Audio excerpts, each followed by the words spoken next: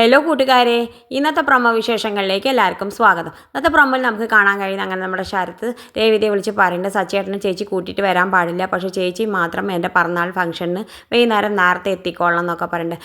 സച്ചേട്ടൻ വന്നാൽ ഞാൻ ആ കേക്ക് അവിടെ ഇട്ടിട്ട് പോവും, പിന്നെ ചേച്ചിയും ആൾക്കാരൊക്കെ കട്ട് ചെയ്യേണ്ടത്, അതിന് ഒരിക്കലും സച്ചേട്ടനെ കൊണ്ടുവരരുത് എന്നൊക്കെ പറയുന്നുണ്ട്. എന്തായാലും അത് ഫോൺ കട്ടാക്കിയിട്ട് അവൻ പോവാണ്. അത് കേട്ടിട്ട് അമ്മ പറയുന്നുണ്ട്, നീ എന്താ മോളെ ഇനിയിപ്പോൾ ചെയ്യാൻ, നീ വരില്ലേന്ന് ചോദിക്കുക. ഞാൻ വരാൻ നോക്കട്ടെ അമ്മ, ആലോചിക്കുക എന്താ ചെയ്യേണ്ടതെന്ന് ആലോചിക്കാം, എന്തായാലും ബർത്ത്ഡേ ഫംഗ്ഷൻ നന്നായിട്ട് നടക്കട്ടെ എന്നൊക്കെ പറഞ്ഞിട്ട് ഫോൺ കട്ടാക്കിയിട്ട് ഇങ്ങനെ ആലോചിക്കുന്നുണ്ട്. ആ സമയത്താണ് നമ്മുടെ സച്ചി വരുന്നുണ്ട്. സച്ചി വന്നിട്ട് ചോദിക്കുന്നുണ്ട് രേവതിയോട്, എന്താ നീ ആലോചിച്ചിരിക്കണമെന്ന് പറയുന്നത്.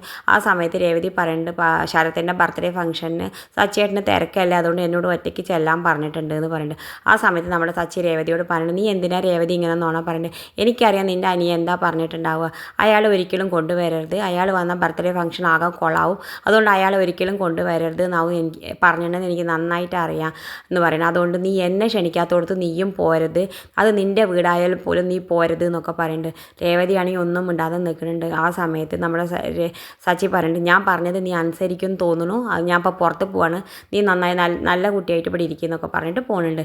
എന്തായാലും അവൾ പിന്നെ ആലോചിച്ചിരിക്കുന്ന സമയത്താണ് നമ്മുടെ വർഷ വന്നിട്ട് എന്താ ചേച്ചി ആലോചിച്ചിരിക്കണമെന്ന് ചോദിക്കുന്നുണ്ട്. വർഷ ആ സമയത്ത് രേവതി സംഭവിച്ചതൊക്കെ പറയുന്നുണ്ട്. ആ സമയത്ത് വർഷ പറയുന്നുണ്ട്, ചേച്ചി എന്തായാലും ബർത്ത്ഡേ ഫംഗ്ഷന് പോയിട്ട് വാ, അത് സച്ചിയേട്ടൻ അറിയാനൊന്നും പോണില്ല, എന്തിനാ വെറുതെ വീട്ടുകാരെയും കൂടപ്പറപ്പിനെയും സങ്കടപ്പെടുത്തുന്നത്, അതുകൊണ്ട് എന്തായാലും പോയി വാന്ന് പറയുന്നുണ്ട്. അത് കേട്ട ഉടനെ നമ്മുടെ രേവതി വേഗം ചാടി പുറപ്പെട്ട് പോകുന്നുണ്ട്.